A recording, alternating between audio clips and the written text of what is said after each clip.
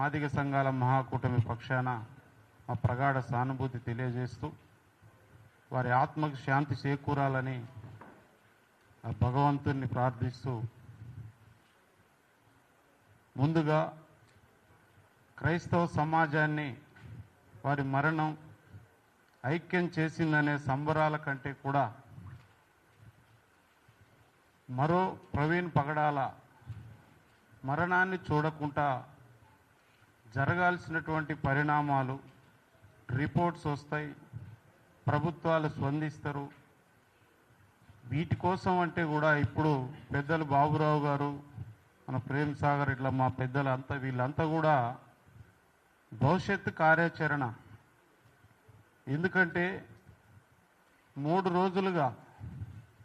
యావత్ తెలుగు రాష్ట్రాలతో పాటు ఈ దేశంలో తన అభిమానులతో పాటు ప్రపంచంలో ఉన్నటువంటి అనేక రాష్ట్రాల్లో తన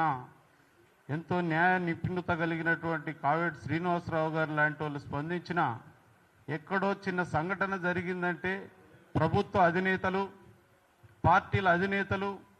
ప్రజా సంఘాల అధినేతలు పోయి పరామర్శించిన సందర్భాలు మనం చూస్తున్నాం. ప్రవీణ్ పగడాల గారి యూట్యూబ్లో మీరు ఏది చూసినా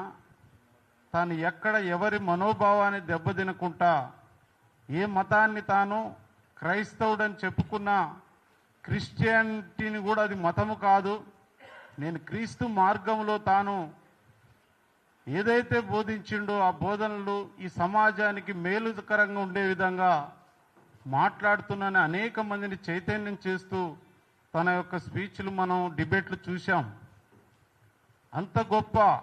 ఆధ్యాత్మికమైనటువంటి జీవితాన్ని ఈ యొక్క ప్రపంచానికి ఈ తెలుగు రాష్ట్రాలకు అందించిన ఒక ప్రవీణ్ గారు లాంటి వాళ్ళు చనిపోతే దాన్ని మర్డర్ చేసిరా, తర్వాత అది యాక్సిడెంట్, అవన్నీ పక్కన పెడితే మానవత్వంతో ఈ ప్రభుత్వాలు స్పందించాల్సిన అవసరం చాలా ఉంది.